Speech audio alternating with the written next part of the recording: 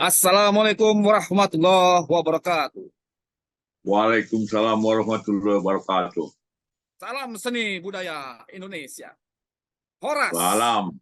Horas, Najwa-jua, majulah Anjua-jua, jua. Ya. Ahoy, Yahobu, Oi di sana, salam PHB, Kulo Nungo. Pemirsa, bertemu lagi kita dalam rubrik Mimbar Budaya Kanal Mimbar TV yang ditayangkan oleh Mimbar Umum Online. Apa kabar? Semoga kita semua tetap dalam keadaan sehat walafiat dan lancar menjalankan aktivitas sehari-hari. Pemirsa, kali ini kita melakukan siaran Mimbar Budaya ini secara virtual, secara jarak jauh dengan menggunakan Zoom meeting. Wah, ini baru pertama pemirsa. Ini mungkin untuk menandai setahun ya, setahun siaran rubrik Mimbar Budaya, kanal Mimbar TV, koran Mimbar Umum Online. Ya, semoga jaringan nanti tetap bersahabat dengan kita semua sehingga kita bisa menyimak acara ini hingga selesai. Pemirsa, sebentar lagi kita menghadapi bulan puasa Ramadan tahun 1444 Hijriah. Wah, ini tahun 1444 Hijriah ini angkanya angka cantik ini. 1444. Nah, kita akan mendengarkan bagaimana biasanya bulan-bulan suci Ramadan ini diperingati oleh seluruh rakyat, oleh kaum muslim di dunia, terutama di Ya. Indonesia, dan khususnya yang berada di Sumatera Utara, bagaimana tradisi menghadapi bulan Ramadan.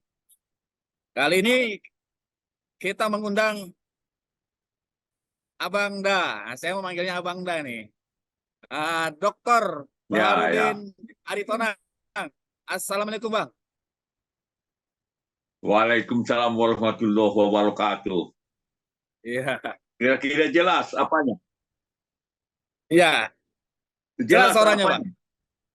Jelas. Jelas. Nah, jelas. Alhamdulillah. Nah, Bang Baharudin ini asli putra daerah Sumatera Utara, kelahiran dari Padang Sidempuan. Ya, sebagai putra daerah Sumatera Utara, meskipun beliau lama berada di perantauan sejak kuliah, ya Prof, sejak kuliah di Universitas Gajah Mada, Fakultas Farmasi, gitu. Nah, sampai sekarang ya, beliau tidak pernah lupa akan tanah airnya, yaitu Padang Sidempuan. Nah, dari pekan-pekan lalu, di bulan Maret ini, kami lihat di media sosial beliau, wah, ini dari Medan perjalanan ke Mandailing Natal, ke Sidempuan, wah, kemana-mana begitu. Ini bentuk kecintaannya terhadap daerah kita. Mungkin ini prinsip yang dibuat oleh Pak Raja Inal Siregar ini, yang disebut dengan martabe ya, Bang. Emansipatory Hutanabe ya, bagaimana berlomba-lomba untuk membangun kampung halaman, begitu. Nah, Bang Baharudin Aritonang ini saya manggilnya Abang, nah, karena kami ini satu korps ya, pernah satu korps di Himpunan Mahasiswa Islam di HMI. Wah, beliau senior saya ini di HMI, walaupun saya di HMI cabang Medan, nah, beliau di, wah langsung ini di Jogjanya, di kampung halaman HMI ini di Yogyakarta, begitu.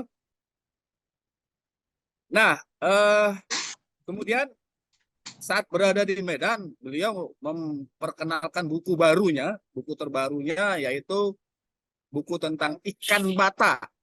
Wah, tentang ikan bata. Wah, ini kita juga nanti akan mendengar atau melihat ya bagaimana ini hasil riset beliau ya dalam eh, memperkenalkan ikan bata gitu. Nah, eh, beliau ini seorang yang rajin menulis di luar aktivitasnya sehari-hari. Wah, ini pernah menjadi birokrat, pernah jadi anggota DPR, pernah menjadi anggota peneliti di LIPI. Peneliti di LIPI. Saya sekarang yang di BRIN, Prof, di BRIN. Ya, beliau juga mengelola media massa. Nah, gitu. Ini ada beberapa buku beliau yang ada sampai sama saya. Ya, ada orang Batak naik haji, ada orang Batak berpuasa, begitu. Kemudian ada lagi buku yang lainnya dari uang rakyat sampai pasien politik,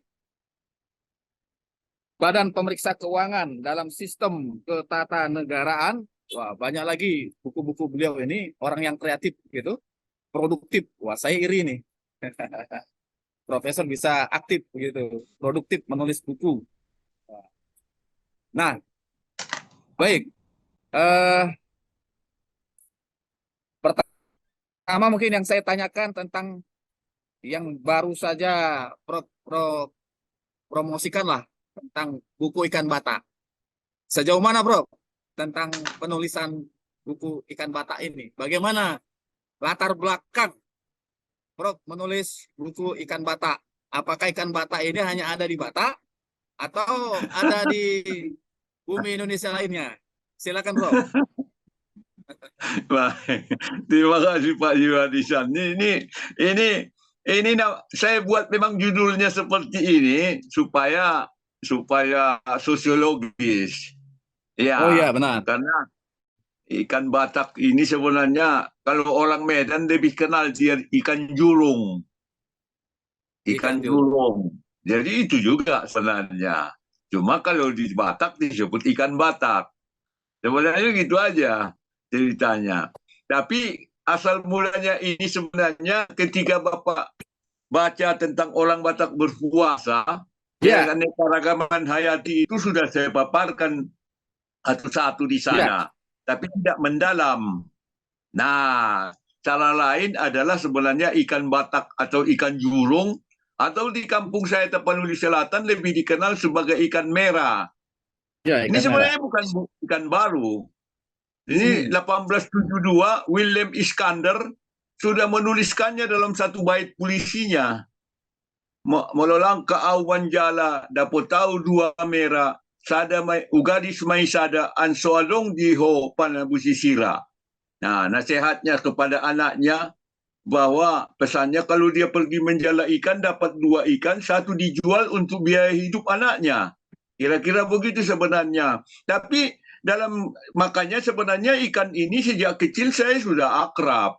Sudah akrab, tapi kemudian dijadikan bagian dari upah-upah. Orang Batak itu kan kalau di Toba baik di selatan, tapi sebenarnya di selatan jauh lebih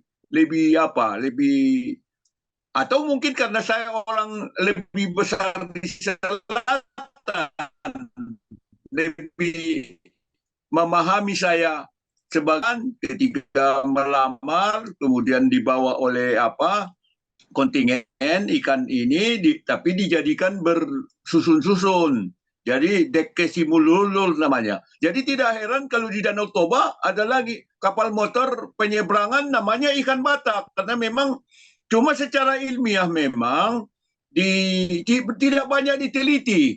Makanya motivasi Wow. saya sebenarnya untuk menaikkan harkatnya ini untuk dapat Ya, diteliti dan dikembangkan. Itu sebenarnya ya. motivasi saya. Makanya Oh. kemarin itu diluncurkan di Sekolah Tinggi Perikanan dan Kelautan di Matauli. Makanya itu memang Oh. dapat sambutan yang bagus. Memang mereka apalagi Ya. memang saya mau ingin merangsang supaya penelitian dilakukan kan. Di Jawa Barat sebenarnya ini sudah dibudidaya. Nah, bagaimana kemudian di Sumatera Utara juga atau di daerah kita dibudidaya sehingga kembali lagi menjadi bagian dari adat. Tidak diganti dengan ikan mas karena selama ini sudah susah untuk mendapatkannya. Begitu ceritanya ini, Iya. buku ini. Oh, Tapi begitu. basicnya adalah orang Batak berpuasa tadi. Pengalaman masa kecil Ya, saya bersentuhan dengan keanekaragaman hayati yang saya tuangkan dalam buku ya, Orang Batak Berpuasa. Di sini diperdalam lagi. ya, Kebetulan memang saya punya ya, kesenangan untuk meneliti. Saya setiap kesempatan bertemu saya catat. Kemudian saya kumpul buku-bukunya, referensinya. iya, Selama ya. selama pandemi 2 tahun, itulah yang saya tuliskan. Dapat 2 buku.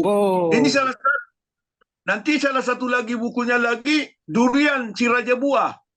Nah, ini juga sebenarnya saya juga ini juga dasar juga karena saya sedih iya, ketika saya pelajari sebenarnya di Sumatera iya. itu ada 7 jenis durian di samping 20 jenis sebenarnya yang di dunia ini yang lebih banyak Ah, memang di Kalimantan, tapi di Sumatera itu ada 7, tapi orang Sumatera tidak ada meneliti gitu loh. Malah oh, kalau di maaf. Malaysia ada profesor tentang durian loh di Malaysia. Oh, oh, Di oh, Sumatera mana ada? Orang-orang di Fakultas oh, Pertanian Anda tahu di mana aja banyak sekali di Sumatera itu Fakultas Pertanian, tapi tidak ada yang mengkhususkan itu. Kita sekarang mengikut oh, mengembangkan yang dikembangkan oleh Thailand, durian montong, atau dikembangkan oleh Malaysia, durian apa ya, namanya Musang King atau Blackthorn begitu. Makanya saya tulis ya. itu. Nah, itulah dalam pandemi 2 buku ini yang saya selesaikan. Yang Oh, sebenarnya keren, keren. basicnya adalah di orang Batak berpuasa. Begitu Iya, ceritanya. Anda tahu kan orang Batak berpuasa ini sebenarnya pengalaman hidup saya zaman iya, berpuasa di kampung saya di Sidimpuan. Nah, ini betul. momentum ini sebenarnya nanti kalau dibaca dari buku-buku saya itu salah satu yang saya Ya, senangi buku ini. Walaupun sebenarnya banyak orang tidak terlalu care kan, padahal saya iya, ilmu pengetahuan saya di situ apa namanya, disitulah tertuang ilmu ya, farmasi, ilmu botani, ilmu iya, biologi, ilmu agama yang lengkap. saya pelajari. Nah, menyatu Ya, di situ. Adat istiadat. Nah, itu menyatu sebenarnya aja. Tapi banyak kan tidak terlalu apa. Kata Bang Sopian Lubis, ini buku ini terlalu susah membacanya, Nang. Kenapa? Ada banyak bahasa Latin katanya. Karena setiap saya menulis tentang keanekaragaman hayati, saya buat cari bahasa Latinnya untuk tidak mengelirukan oh, bagi orang lain gitu loh. Jadi iya, iya, sebenarnya ini buku kalau serius dibaca memang nggak enak, nggak seperti orang Batak berpuasa. Kalau orang Batak berpuasa iya, kan kita baca macam novel kan, makanya memang lebih populer itu. Nah, padahal saya sebenarnya lebih iya. lebih tertuang ilmu pengetahuan saya di orang Batak berpuasa ini. Nah, sebentar lagi kita mau berpuasa. Kemarin Betul. saya pesan lagi, saya Ah, lihat masjid saya, alhamdulillah Pak Wali Kota ya. Padang Sidempuan si dibangunnya menara di masjid masa kecil saya itu.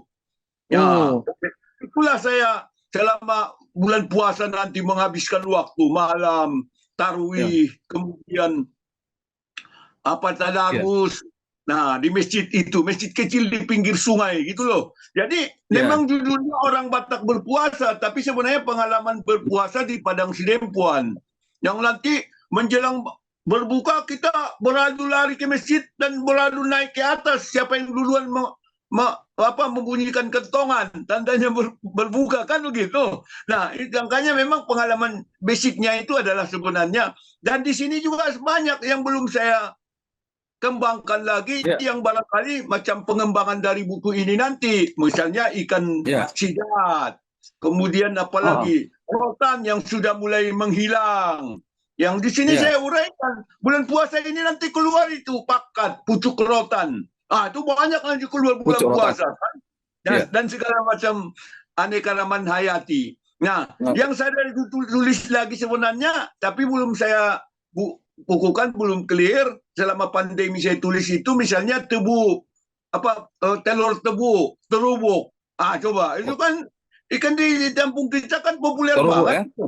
ya. Ya, bukan terubuk ikan yang dari Tanjung Balai tapi terubuk Nah, telur tebu yang sejenis telur tebu tapi kemudian apa telurnya itu yang dimakan kan bulan puasa nanti Ya. itu banyak jual orang itu di sini buat kemarin kan wah ya dan begitu dari situlah yang memang sebenarnya saya kembangkan buku-buku saya ini. Nah kemarin itu kebetulan diluncurkan ikan batak ini yang sudah domestikasi sudah diteliti orang dari Jawa Barat dari Ya.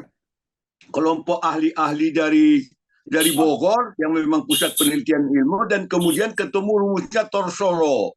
Walaupun genus Iya. Torsoro ini bisa ada 4 yang di Indonesia yang lebih populer dan kemudian kalau ini ikan ini sebenarnya adanya di daerah kalau di Indonesia adalah Sumatera, Jawa sama Kalimantan. Di Kalimantan itu Tordulonens tambroides yang besar-besar yang banyak. Yang di Jambi juga di Sumatera Selatan juga yang bisa sampai 20 kilo. Iya. Kalau yang Torsoro ini hanya sekitar 40 cm, 50 cm. Itu yang banyak di kampung saya yang disebut ikan merah tadi atau ikan jurung yang banyak kita Iya. kenal. Nah, tapi Iya. para ahli sudah banyak yang sepakat kalau itu Torsoro ini disebut ikan Batak yang sudah dirilis oleh pemerintah 2011. Nah, jadi sudah didomestikasi. Tinggal pengembangannya aja. Nah, Ya, saya ya. berharap nanti orang mahasiswa-mahasiswa perikanan itu fokus salah satu supaya lahir, Betul. saya bilang di Sibolga itu supaya lahir Ya. profesor ikan Batak. Ya kan Ah, itu kan lingkungan kampus lah yang lebih jangan kalau kita ini kan hanya menggugah aja, ya, menggugah ya. walaupun kita tidak gunakan kan. Nah, orang-orang Sumut juga banyak loh yang tidak pernah kita sentuh. Salak di Sidimpuan tidak pernah diteliti. Iya. Belum lagi Betul. lautan, belum lagi durian. Banyak sekali. Banyak, kan Iya. sedih rasanya ketika Pongo tapanuliensis, orang utan Tapanuli, orang Swiss yang datang meneliti, kan sedih itu. Itu Nah, loh. itu Jadi orang yang luar ya. apa? Kebanyakan seperti itu. Banyak Iya, orang luar negeri yang meriset. iya, orang luar yang datang. Nah, Ya. kebetulan Bang Akbar di sekolahnya Matauli itu kan didirikan lagi itu sekolah tinggi ilmu Agama sekolah Islam tinggi agama Barus. Islam. Barus Ya. kan? Nah, apa keistimewaannya? Ya. Dia titik nol peradaban Islam yang di Barus. Mulai Ya. yang pertama diteliti orang Perancis dari Lobu Tua Iya, sampai betul, kemudian betul. bayangin itu. Nah ini harus Iya. dikawinkan ilmu pengetahuan ini saya bilang di samping tentu dengan semangat kepelajaran Islam kan kami sekolah tinggi Islam. Nah hal-hal Iya. sebenarnya yang seperti saya juga apa yang saya lakukan di kisah hidup saya ini udah pensiun kan tapi ya mungkin mumpung masih ada waktu ya saya menulis, saya coba Iya. teliti, saya baca Iya. gitu loh Pak Belum di belum sana. pensiun aja Abang udah mesti rajin nulis ya kan? Apalagi sekarang sudah tenang ya kan? Iya, apalagi sekarang banyak waktu kan. Kalau dulu kan Iya. saya baru kerja mulai dari pegawai Depkes, pegawai Iya. LIPI, pegawai kemudian anggota DPR, kemudian anggota Badan Pemeriksa Keuangan kan. Pangan ya. Nah, itu aja saya ada waktu. Apalagi sekarang kan. Nah, makanya saya mencoba memfokuskan, memanfaatkan waktu seperti itu. Mudah-mudahan ada manfaatnya bagi masyarakat. Dan saya senang Ya. sekali ke Pak Suryadi Sandro. Care juga dia. Saya senang makanya. Berarti tidak Iya. lewat aja begitu, gitu loh. Nah, kira-kira begitu apanya pengantarnya. Iya. Nah, tentang ikan tadi tuh Bang, saya baca di buku Abang yang orang Batak berpuasa ini kan buku ini kan tahun 2007 Abang tulis. Ya kan? Kan Ya, cerita tentang orang Batak berpuasa sejak waktu Abang masih kecil ya, masa-masa kecil gitu ya. ya, Ya. Nah, saat-saat itu ada kekhawatiran Abang tentang apa langkanya ikan ini ya, ikan jurung ini ya yang berada di Tapanuli Selatan gitu. Sehingga di dalam buku ini Abang pernah ke apa? Pernah ke hutan ya, pernah ke hutan untuk mendapatkan ikan itu di sungai yang jernih itu ya. Ada sungai. Yang di sini saya cari-cari sungai apa namanya gitu ya. Nah, nah kemudian ada Abang singgung Danau Siais ya. Danau Siais yang ada di Mandeling Natal itu ya, yang ada di daerah Tapanuli Selatan itu gitu ya. Nah, selatan ya. kita tahu di Danau Sais itu mungkin sampai sekarang dikenal dengan bagaimana untuk melestarikan ikan itu sehingga ada anggapan begitu di sana dikenal ada lubuk larangan gitu supaya orang dilarang untuk melakukan memasuki lubuk itu. Nah, apakah itu memang dalam rangka untuk memelihara habitat ikan batak ini, Bang? Ya, sebenarnya begini kan, ada dua di sini yang perlu kita ceritakan. Di dekat Iya, Danau Sulawes itu ada namanya desa, Kelurahan oh, Rianiate. Rianiate itu dulu ada oh, ahli dari Tabuyung, ulama iya, pindah ke situ, dia bawa bibit ikan batak ini, ikan merah oh, ini, ikan ikan merah. burung Hmm. ini, dipelihara di sungai di depan masjid. Sampai sekarang itu kearifan lokal itu masih ada. Sampai sekarang. Pak, kalau Anda nanti tahu, kemarin katanya saya dengar gubernur mau mampir, mau melihatnya, tapi tidak jadi. Nah, di buku saya ini saya cerita banyak itu. Saya cerita banyak karena tahun 80 saya sudah ke situ ketika terisolir, sekarang Iya. sudah dibangun jalan. Jadi dari Oh, Sidimpuan sudah bagus jalan ke situ. Tapi oh, dampaknya kan memang makin banyak orang datang. iya, Ya, kemudian, nah, di buku ini salah satu kearifan lokal itu yang saya angkat, yang saya sarankan untuk pemerintah daerah melestarikan, menjaganya, gitu loh. Itu ikan aneh itu, tidak mau lepas dari masjid. Nanti kalau banjir, nah, balik lagi, gitu loh. Nah, oh, itu tetap ada sampai unik ya. sekarang. Tapi mereka itu pintar. Di buku saya juga saya gambarkan itu. Kalau menjelang puasa seperti ini, mereka panen Nah, sedikit untuk iya, biaya nanti beribadah bulan Ramadan. Gitu loh. iya, Kan itu bagus, itu ide yang bagus.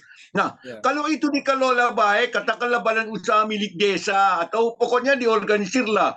Lingkungannya iya, juga tidak dirusak, seperti yang saya sudah lihat di buku ini juga saya gambarkan. iya, Itu kan bisa iya. menjadi apa namanya wisata bagi masyarakat. Jadi di Hmm. banyak daerah seperti di Pibulan, di ya, itu ikan ini bisa tempat wisata yang hanya datang kasih makan, kemudian orang parkir ada makan-makan, melihat aja sudah senang kan. Nah, kalau dikelola Iya. begitu kan bisa menjadi badan usaha sendiri untuk desa itu, tapi harus Oh, dipelihara. Nah, itu yang saya tulis. Kalau itu kearifan lokal, alhamdulillah tidak ada yang mengganggu masyarakat. Nah, kalau iya, di perairan umum, itu sejak saya kecil saya juga jelaskan sampai dibom sekali dekat kebun kakek saya di iya, isi Puan sampai iya, habis. Maka kemudian ada kesepakatan lubuk larangan, iya, tidak boleh menangkap ikan selama setahun. Nanti iya, pada Lebaran baru boleh dibuka itu masing masing. Tapi iya, orang kan hanya bisa sekali setahun menikmatinya. Kalau sepertinya betul. misalnya di budidaya kan bisa tiap hari kapan saja orang mau Iya, adat, mau mengupah, dijadikan iya, sebagai upah-upah kan bisa. Nah, iya, betul. itulah makanya di buku ini saya memang uraikan juga itu. Kalau itu yang menyangkut lubuk larangan itu di perairan umum. Kalau Iya, yang di Kiais ini dan di Jawa, iya. di Sumatera Barat juga ada di Bulu Lubuk Hmm. Landau, di Pasaman, yang kearifan lokal yang orang hanya bisa melihat dan memberi makan. Kalau itu masih, ya itu saya uraikan juga gitu loh. Nah, dari situlah kemudian base penelitian dilakukan oleh CDAC ahli-ahli dari Jawa Barat untuk menelitinya. Itu loh, Iya. makanya muncul lagi domestikasi sejak tahun 95, kemudian sampai 2011 dirilis oleh pemerintah bahwa ini sudah sah sebagai ikan dalam negeri, Iya. gitu loh kira-kira. Oh, begitu. Torsoro Ya. sebagai ikan Batak. Nah, cuma saya Hmm. berharap, kebetulan saya pernah juga ke Kanada melihat Oh, Capilano, bagaimana oh, ikan salmon dijadikan hah? wisata. Ya kan kalau bertelur kan pergi ke hulu, itu dipelihara, orang bisa melihat dia pergi ke hulu sampai bertelur, kemudian Hah? sampai dibuahi oleh jantannya, kemudian Hah? mati, kemudian anak-anaknya ditangkap, dibesarkan, nanti dilepaskan lagi ke alam. Jadi itu Ya, sebuah wisata sendiri gitu loh. Sebagaimana tadi iya, saya iya. bilang di Rianiate yang bisa dijadikan objek wisata. Kalau Iya. kembali ke kita di buku yang saya tulis ini, etika Iya. HPH tahun 70 itu tengah hutan. Itu sudah Iya. bawah semua karena sudah habis hutannya. Iya kan? Iya. Jadi memang udah susah kalau kita mau setback kembali ke situ. Kalau itu mah yuk, saya lihat sendiri ribuan kan, tapi sekarang kan sudah mengalami perubahan. Betul, Hutannya betul, sudah betul. ditebangi, ya kan? Ya, ya. Yang rotan yang 300 meter besar-besar, buahnya banyak, ya udah nggak ada lagi yang begitu kan. Sekarang tinggal yang kecil-kecil aja dijadikan pucuk rotan untuk berbuka puasa. Ramadan Iya, tadi iya. masih ada kalau yang begitu. Iya. Nah, yang saya cerita, yang memang itulah terjadi perubahan. Tapi kan dengan ilmu pengetahuan kan bisa kita budidaya, bisa kita Iya. buka wisata baru yang sudah Iya. kearifan lokal. Rakyat Betul. bisa senang melihatnya, Iya. dikasih makan, kan gitu. Nah itu di Jawa Iya. Barat, Cibulan ada itu, saya ceritakan juga itu di Cibulan, di Jawa Barat. Betul. Nah hal-hal Oh. seperti itu memang yang Iya, saya iya. ceritakan di buku Orang Batak Berpuasa ini memang ketika masih Iya. murni, iya kan? Iya. Yang kayu-kayu Masih yang ma- orang dewasa bisa memeluknya bahkan lebih kan, sekarang udah nggak ya ada masih itu, alamiah. sudah terjadi perubahan gitu loh. Iya, sekarang berarti memang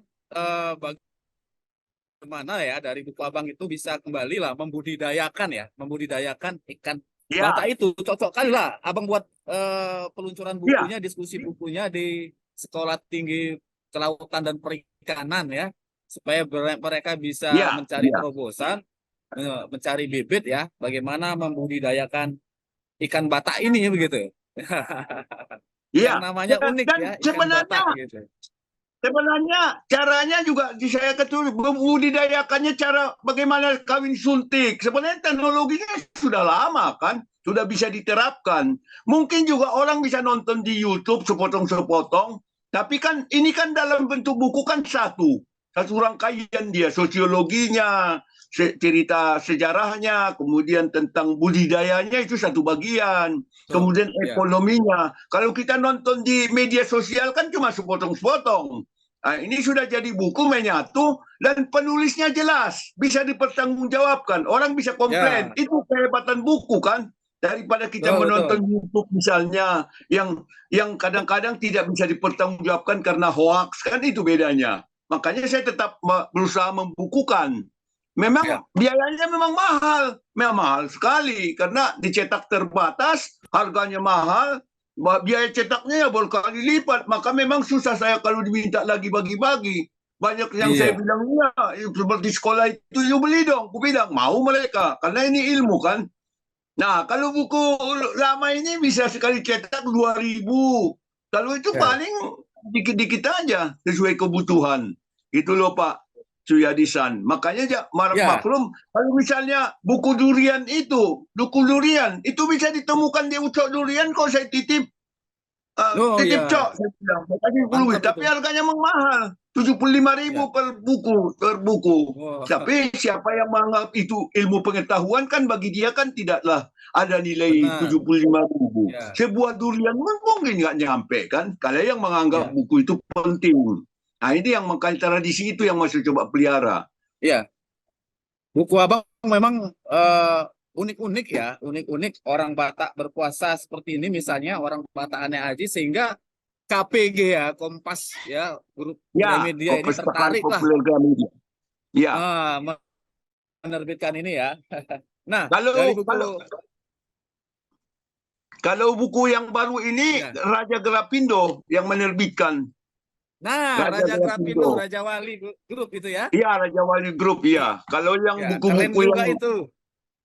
banyak itu tadi Ya, itu kepustakaan populer Gramedia yang memang mencetak ya, mereka maunya banyak-banyak. Karena sekarang kan betul. buku kan Anda tahu. Pak, udah jarang orang lagi membaca buku kan.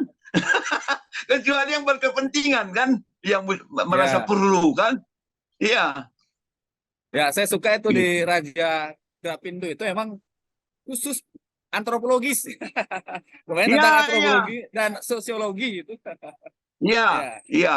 Nah, nah mungkin senyampang ini sembari orang Batak berpuasa ini, Bang. Ya, Ini kan sangat kental ya dengan sisi antropologi dan sosiologi ya. Bagaimana yang bukan orang Batak itu jadi mengenal, bagaimana ya orang Batak berpuasa gitu kan. Nah, ini kan iya, iya. menarik ya. Apalagi sekarang menghadapi bulan suci Ramadan. Pada awal Ya, buku ini, Abang menulis yang awalnya tentang Marpangir, gitu ya. Nah, hmm, bagaimana pendapat Abang tentang Marpangir ini dari dahulu kala sampai sekarang? iya. Memang ada dua, Pak. Ini kan kata pengantar dari buku ini almarhum Ajmuardi Ajumadi Asra, Ajra, bagus. Saya profesor kan, yang bagi iya, kata bagi kita pengantarnya sudah bagus. lalu sudah Nah, jaminan kan. Dia bilang teman kebetulan teman saya di HMI sejak mahasiswa kan.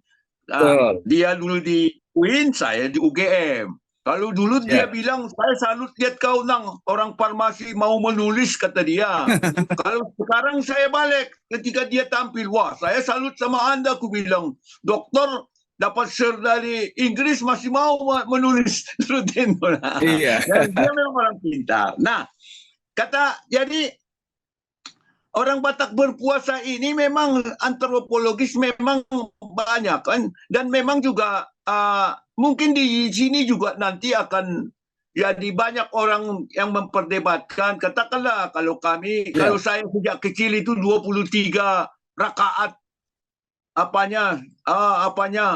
sholat tarawihnya. Sementara Heeh. ketika saya ke Jogja udah ganti jadi 11, apa yang saya hadapi 11 kan, itu yang begitu-begitu kan. Ya. Tapi kan tak perlu diperdebatkan hal-hal seperti itu ya kan.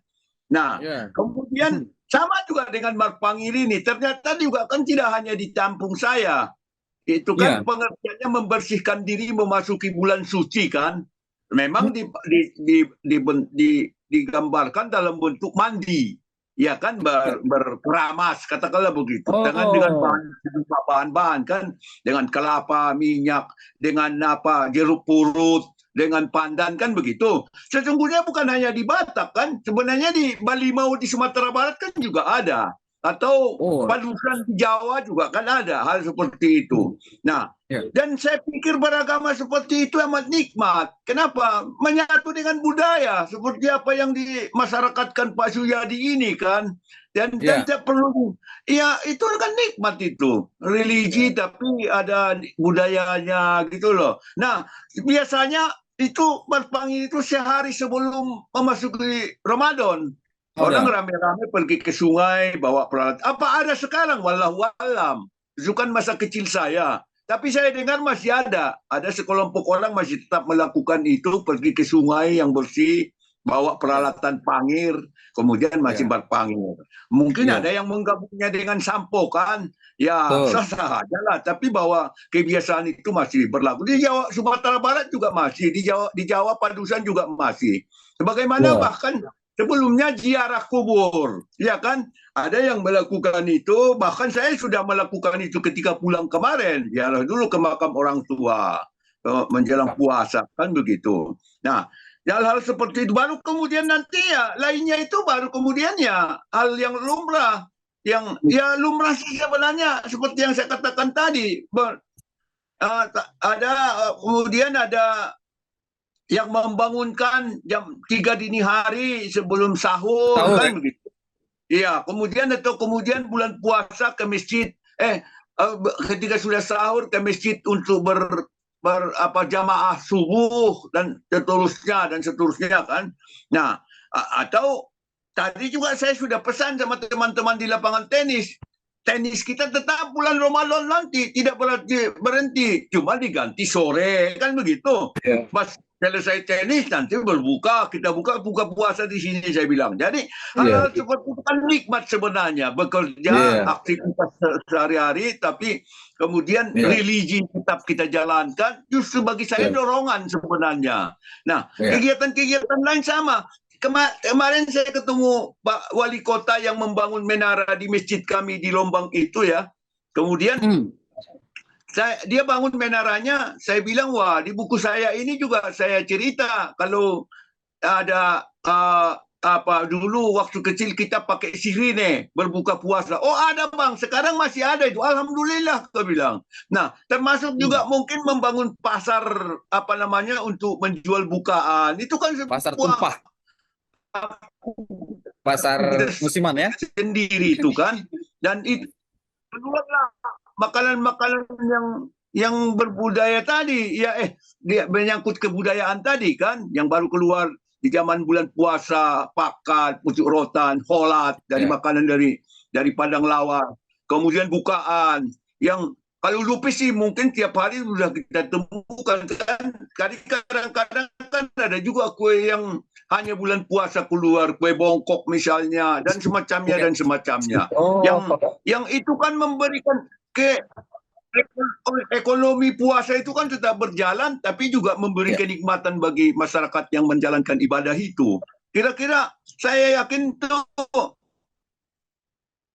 apa namanya akan ya berkesan, tapi juga sosiologis dan kemudian juga ada religius agamis kan ya bagi banyak Iya, orang. Apalagi betul. sekarang tiap tahun kan kita berpuasa. Setiap tahun Iya, kita bisa bahas lagi buku ini.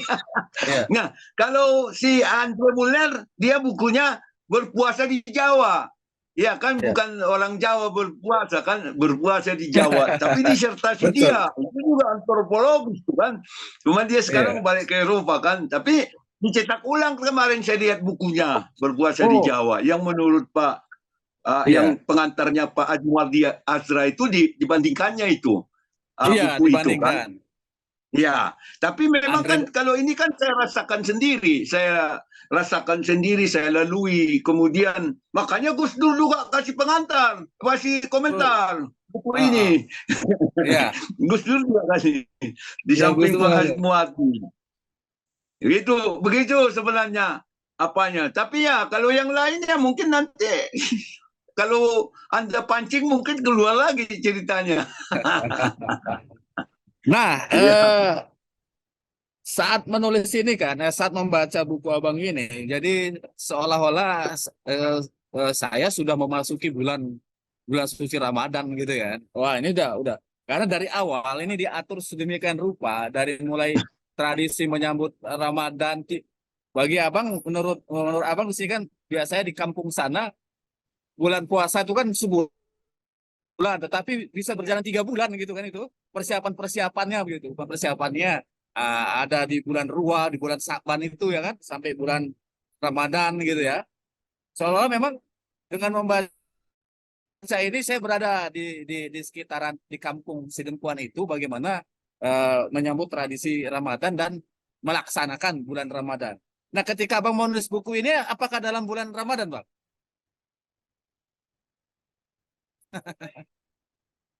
Oh, itu. Agak sebenarnya kan seperti Pak Suryadi juga biasa menulis buku. Kadang-kadang, tapi memang orang beraktivitas termasuk menulis di bulan Ramadan itu paling nikmat sebenarnya. Iya. Betul. Jadi mengisi waktu karena kita anggap ibadah kan. Aktivitas itu juga apa menulis ibadah, apalagi yang positif kan. Dan memang Ya, saya sudah bayangkan nanti bulan puasa saya akan selesaikan lagi buku tapi perubahan Undang-Undang Dasar 45 kalau itu lebih apa ya, memang lebih nasional lah sifatnya itu belum selesaikan. Nah, ya, tapi saya sudah bersiap-siap nanti bulan puasa mungkin ya kan begini kan kita habis subuh kita tidak lagi tidur. Kalau tidur nanti pasti jadi puasa ular kan. Tradisi saya ya. seperti itu kan langsung aktivitas. Bahasa ular. Jangan menulis atau tapi memang lebih banyak fisik.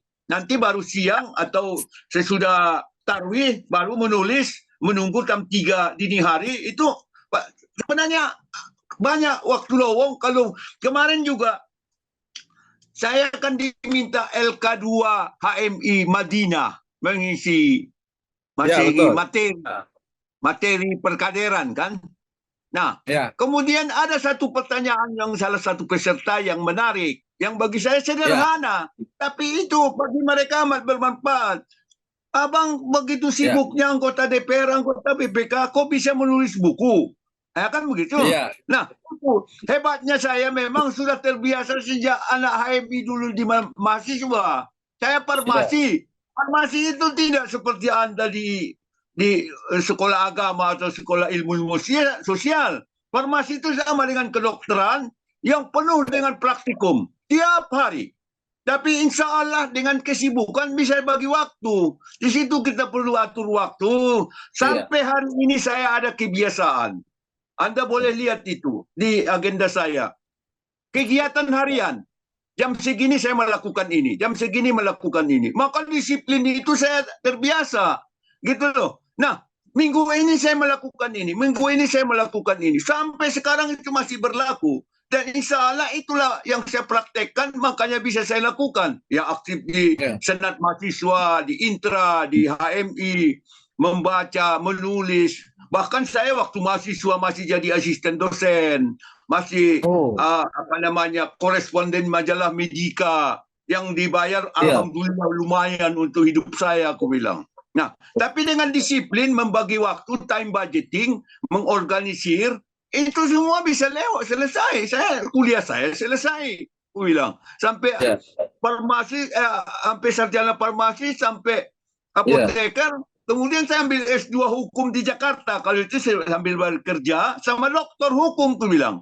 Nah, tapi ya dengan disiplin insya Allah bisa sambil jalan semua, aku bilang. Nah, itu yang LK2 itu kemudian dicatatnya juga oleh mereka. Saya senang itu melihat seperti itu karena pengalaman seperti ini kan tidak banyak orang lakukan, praktekkan, disiplin, mengatur kerja keras, ya kan? Bukan hanya menulis, membaca juga kan. betul. Ini di belakang saya ini buku saya udah keluar. Bahkan sebagian besar saya sudah sebagian sudah saya kirim ke perpustakaan Laplan Panel di Sipiro. Masih sisa berkali-kali lipat lagi di sini. Nanti saya Iya, baca. Jadi ya memang ya mantap, mantap. itulah ajaran aktivis sebagai aktivis itu saya bilang. Nah, bulan Iya, Ramadan ini saya sudah buat rancangan itu. Tapi tentu dengan menjalankan ibadah bekerja tetap ya kan begitu. Jadi tambah lagi agenda yang seperti itu. Dan karena itu saya pikir kita persiapkan aja. Ya kan, hmm, kita rancang, kita persiapkan. Untungnya orang di kampung saya juga karena memandang bulan puasa itu memang begitu bulan beribadah, orang juga persiapan, bukan hanya pada saat itu. Termasuk juga sebenarnya kurang baik kalau diteruskan sebenarnya orang tua saya. Jadi orang tua hmm, saya itu berpikir bagaimana apa bulan puasa itu menghabiskan sekian penghasilan sekian setahun, kira-kira begitu. Dan persiapannya kan karena anggarannya kan besar. Makan enak, kemudian baju baru anak-anak dan seterusnya. Mungkin tidak harus seperti itu, tapi bahwa prepare persiapan, iya, visi ibadahnya sendiri memang harus ada agendanya sendiri, bagaimana iya, tarwih, bagaimana tadarus, bagaimana sodakoh, bagaimana bayar fitrah, bagaimana betul. anak-anak berpakaian, dan seterusnya, dan seterusnya. Iya, Jadi untungnya, dari itu sejak saya kecil, saya lihat di lingkungan keluarga, bagaimana membersihkan, bahkan sampai membersihkan rumah. Memasuki hmm, puasa itu jemur, kalau dulu istilahnya Noim Hayat, kalau iya, musim apa namanya iya, kalau hari terang bantal guling dikeluarkan katanya dijemur katanya karena ini juga bulan puasa seperti itu disapu dipel pakai minyak ampas kelapa supaya mengkilat karena iya, dulu kan lantai rumah itu kan papan. Nah, persiapan-persiapan itu memang udah tidak lagi aneh dan sudah iya, tradisi orang di kampung tradisi. saya. Dan Iya, saya pikir sampai sekarang juga seperti itu. iya, Dan ya. itulah tandanya memang begitu besarnya bulan ibadah itu, Ramadan. Iya, Ya kan, itu begitu apanya nilai-nilainya dilakukan orang. Barangkali itu tentang pertanyaan itu. iya. Dan saya baca kan dari buku abang ini memang lebih banyak kepada nilai budaya. Nah, nilai budaya tempatan yang ada di Mandailing ya, yang ada di Tapanuli Selatan, yang mungkin kita sebut dengan Podana 5, gitu ya Bang ya, Podana 5 Ya, gitu kan, ya. yang bersihkan pekaranganmu, bersihkan tubuhmu, alhasil bersihkan hatimu. Mungkin ini sangat kuat ya nilai Kodana 5 ini dalam konteks budaya ini saya jadi teringat dengan lagu Ilir-ilir kalau di Jawa. Ilir-ilir tandure sumilir tak ijo royo-royo gitu ya. Mirip sekali nih nilai Kodana 5 dengan konsep yang dibawa oleh Wali Songo di Jawa. Bagaimana menurut Abang?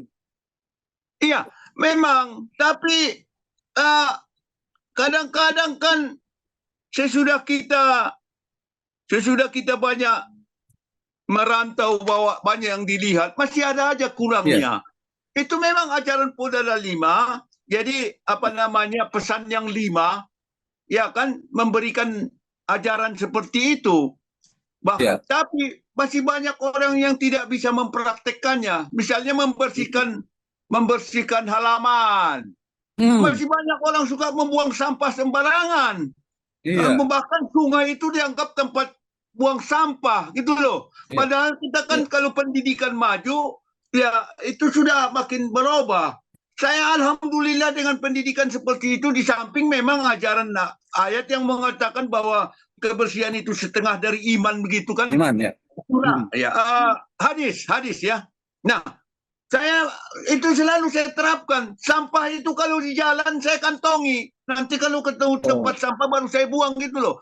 Susah. Nah, sampai sekarang itu yang makanya saya katakan tadi, ikan di Rianiate itu, sungai itu sudah mulai banyak sampah gitu loh. Jadi kebersihannya itu tidak dijaga. Nah, hal-hal seperti itu. Kadang-kadang saya berdebat itu sama istri saya. Kadang-kadang kalau orang Sidimpuan itu kalau dibilang begitu, bersihnya kulihat katanya. Bagi dia yang begitu sudah bersih. Padahal sebenarnya kalau kebersihan yang sesungguhnya itu kan seperti dijilat. Itulah istilahnya. Nggak ada sampah sedikit pun. Nah, itu yang mungkin akan terjadi. Apa namanya, ada sedikit kesenjangan. Seperti misalnya di pesantren Mustafawiyah. Kemarin kami berdiskusi dengan teman yang ke sana. Dia cetok jelas-jelas dia ingatkan kiainya, itu sampah-sampah di bawah pondokan katanya. Iya, pelan-pelan, jangan terlalu keras-keras. Dia ajaran Jogja, aku bilang. Alona. Persoalannya mereka memang rumah kiai bersih, tapi nah itulah. Tapi bahwa ajaran itu sendiri memang walaupun sekarang melemah. Dulu itu di tiap sekolah selalu dicantumkan Kodana 5. Ya kan begitu. Mulai dari hati sampai kepada pekarangan sampai kepada pakaian. Nah, tapi ya masih banyak prakteknya yang harus dinaikkan. Nah, kalau ya sama sebenarnya di daerah Jawa pelajaran Wali Songo juga kan seringkali seperti itu, ada aja kelemahannya kan. Ada ya terlalu santai gitu loh. Iya, jadi ya kita juga kurang ada dorongan untuk maju. Nah, itu yang mungkin yang harus kita. Saya paling rajin nonton NHK sekarang. TV Jepang. Nah, itu mereka konsisten banget yang melakukan seperti hormat kepada orang tua, hormat kepada bagaimana mengatur anggaran dengan mulai dari PAUD, pendidikan anak usia dini. Iya kan? Bagaimana disiplin antri, ya kan? Bagaimana kebersihan dijaga. Nah, kelemahan di Republik ini yang harus kita tingkatkan. Saya melihat itu loh. Nah, hal seperti itu yang memang tetap ada kurangnya. Dan mungkin melalui bulan puasa ini nanti kita ingatkan semua orang itu. Ya. Betul. Itu kira-kira.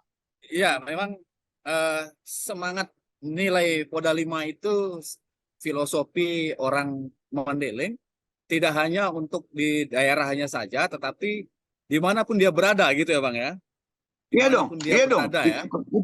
Itu pesan itu kan sebenarnya bukan hanya di sana. Bagaimana ajaran itu kan seperti Anda bilang tadi, Wali Songo itu dimanapun ya kan diterap. Cuma memang bahasanya lain kan.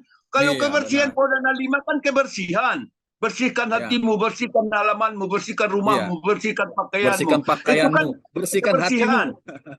Iya, itu dimanapun. Nggak usah pun Kodana 5 di Mandailing, di Tapanuli Selatan, Mandailing Natal, Tapanuli bagian selatan, ya harus seluruh dunia itu berfungsi, berperan. Iya. Jika itu dilaksanakan mungkin tidak ada banjir ya. Di mana-mana tidak ada banjir karena kita merawat kebersihan ya. Iya, iya Ini antara lain, antara lain. iya Antara lain. gitu. Kalau banjir juga kan sebenarnya merusak lingkungan. Lingkungan yang Iya, berubah. Nah, makanya iya, di tulisan ikan Batak ini saya uraikan itu. Kenapa berkurang dia di tempat umum? iya, Penangkapan yang berlebihan. Kemudian rusaknya lingkungan. Rusaknya lingkungan itu ya lingkungan hidupnya kan. Tidak bersih iya, lagi dan seterusnya. Memang terjadi perubahan. Tapi ya selalu kan itu harus jadi tantangan baru. Bukan juga jadi harus yang kita kutuk kan. Gitu loh.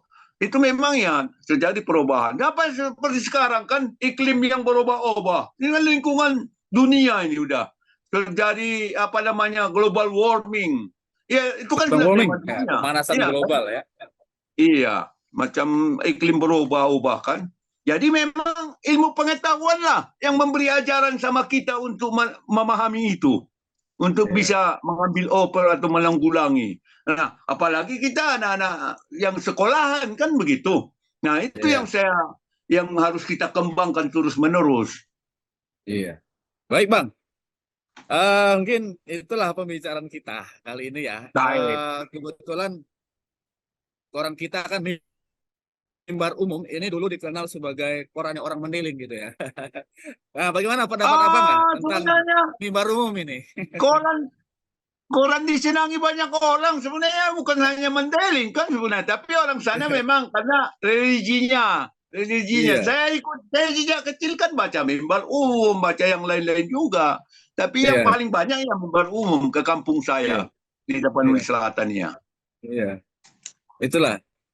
Mungkin eh, pesan-pesan Abang baik untuk kita mimbar umum ya sebagai penjaga gawang kebudayaan di Indonesia, terutama di Sumatera Utara gitu ya. Pesan Abang juga kepada pemirsa yang berada di mana saja berada nih. Silakan Bang, Abang nyampaikan pesan-pesan. Baik, iya pertama ya saya senang kalau mimbar umum tampil baru seperti ini. Itu Ya, artinya memelihara kecerdasan yang saya dapat sejak kecil. Ya kan, saya senang. Terus terang aja Pak Suryadisan, saya senang. ya, Memang dunia berubah kan. Koran pun sekarang siapa yang baca? Ya kan begitu. Memang harus lari ke digital. Seperti ya, ini kan. Ya mudah-mudahan masyarakat juga memanfaatkannya dengan baik. Sehingga budaya terpelihara, berkembang, makin maju. Ya kan. Jadi saya itu pesan-pesan saya ya makin banyak masyarakat yang mendengar dan mengikuti mimbar umum. Itu pesan-pesan ya, saya, khususnya tentang mimbar budayanya. Supaya ya, budaya Allah yang memelihara kita, yang membuat kita kehidupan ini lebih berbahagia, lebih senang. Barangkali, ya kalau materi itu kan ya apalagi yang bisa dibeli dengan uang. Kalau kebahagiaan kan akan diisi oleh budaya, orang senang, apalagi dibarengi religi di dalamnya. Harapan saya pemirsa itu makin banyak mendengarnya ini. ya. Oke. Mimbar Terima kasih Bang. umum. Baik, terima kasih.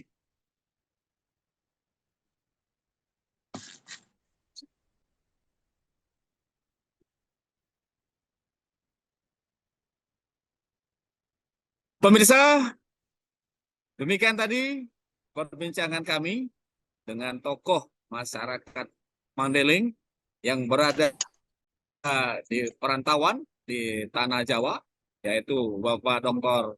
Baharudin Aritonang, apoteker. Beliau serba bisa. Selain seorang apoteker, beliau juga ahli hukum. Perbincangan kita tentang kebudayaan atau nilai-nilai kebudayaan yang ada di Tanah Mandailing sebagai warisan budaya Sumatera Utara. Semoga apa yang kami sampaikan ini bisa berkesan di hati para pemirsa sekalian.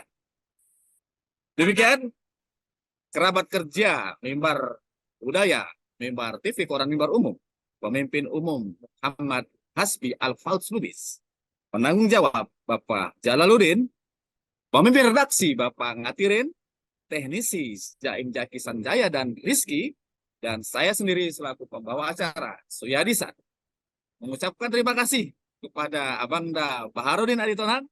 Semoga tetap sehat, Bang. Terus menulis buku, terus produktif. Dan terima kasih juga kepada para pemirsa yang berada di mana saja berada. Mari kita sambut bulan suci Ramadan dengan niat yang suci, dengan suasana kegembiraan. Demikian.